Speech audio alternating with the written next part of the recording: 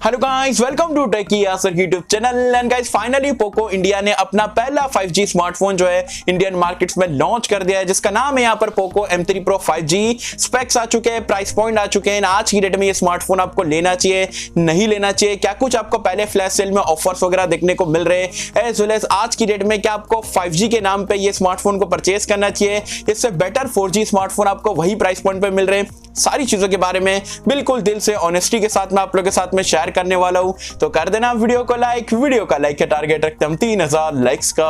I hope कि आप कर दोगे। सो गाइस चलिए वीडियो स्टार्ट करते हैं।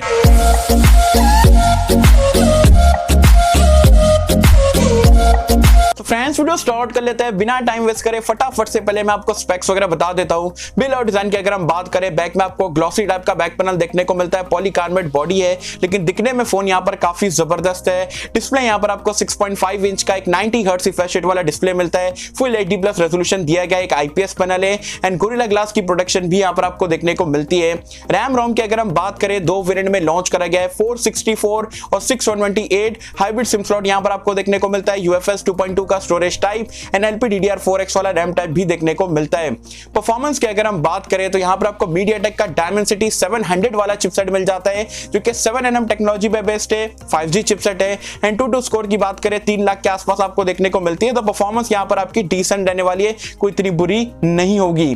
कैमरास की अगर हम बात करें तो यहां पर आपको बैक में ट्रिपल लेयर कैमरे का सेटअप मिलता है, 48+2+2 megapixel. Ultra wide angle camera कहां गया पोको, जरूर बताना कमेंट्स में अगर आपको पता है तो। साथ ही में सेल्फी कैमरे की अगर हम बात करें तो 8 मेगापिक्सल का सेल्फी कैमरा देखने को मिलता है, तो कैमरा डेफिनेटली डाउनग्रेड है as compare to Poco M2 Pro से। एंड्रॉइड वर्जन एंड UI की अगर हम बात करें, आउट ऑफ द बॉक्स आपको एंड्रॉइड 11 मिल जाता है, MIUI 12 पे यहाँ पर ये रन करता है। सेंसर्स की अगर हम बात करें तो सेंसर्स यहाँ पर आपको सारे देखने को मिलते हैं, including side mounted fingerprint scanner, face unlock का फीचर, 3.5 हेडफोन जैक का सपोर्ट मिलता है। डुअल स्टीरियो स्पीकर नहीं है, बॉटम में आपको सिंगल फायरिंग स्पीकर देखने को मिलता है। As well as battery life की अगर हम बात करें तो यहां पर आपको 5000 mAh की बैटरी मिलती है टाइप सी पोर्ट के साथ में, एंड 18 वॉट की फास्ट चार्जिंग को यहां पर ये सपोर्ट करता है। तो ये पूरे आपको स्पेक्स देखने को मिलते हैं पोको M3 Pro 5G के। अगर हम बात करें इसके प्राइस पॉइंट के बारे में, तो जो 464 वाला वेरिएंट है यहां पर स्टार्ट होता है इंडिया में 14,000 रुपए में, जबकि 628 वाला वेरिएंट है वो आपको देखने को मिलता है 16,000 रुपए की प्राइस पॉइंट पे। लेकिन अगर आप इसे पहले फ्लैश सेल में परचेस करोगे तो 500 रुपए दोनों यहां पर वेरिएंट्स पे आपको डिस्काउंट देखने को मिलेगा।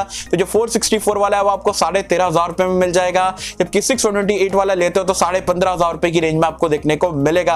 तो क्या आज की डेट में ये प्राइस पॉइंट पे ये स्मार्टफोन को लेना चाहिए, नहीं लेना चाहिए?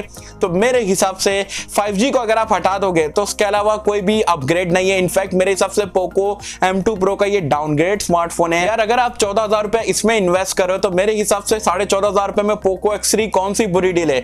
इससे बेटर डिस्प्ले देखने को मिल जाता है, बेटर परफॉर्मेंस देखने को मिलेगी, बेटर कैमरास देखने को मिलेंगे, बड़ी बैटरी देखने को मिलेगी, फास्टर चार्जिंग का सपोर्ट मिलेगा, डुअल स्टीरियो स्पीकर का सपोर्ट मिलेगा, लिक्विड कूलिंग और सारी चीजें देखने को मिलती है।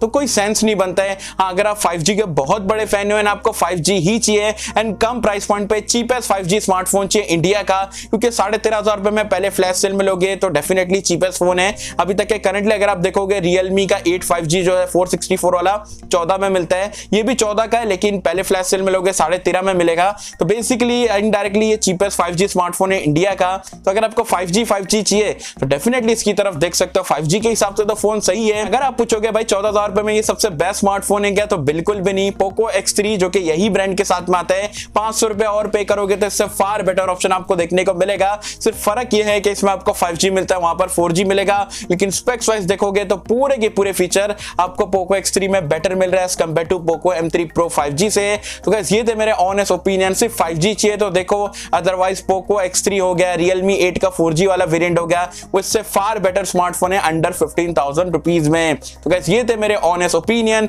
वैसे आप मुझे कमेंट सेक्शन में बताना, आप 5G के नाम पे ये स्मार्टफोन को परचेज करोगे या 4G के साथ में बेटर स्पेसिफिकेशन वाला स्मार्टफोन लोगे? क्या आप मेरी राय से सहमत हो, नहीं हो, मुझे जरूर बताना नीचे कमेंट्स में। आई होप कि हम सबको वीडियो पसंद आई होगी एंड अगर आपको वीडियो पसंद आए तो लाइक करिए, शेयर करिए, चैनल को सब्सक्राइब कर देना। मैं मिलता हूं आपसे किसी वीडियो में, जब तक के लिए थैंक यू।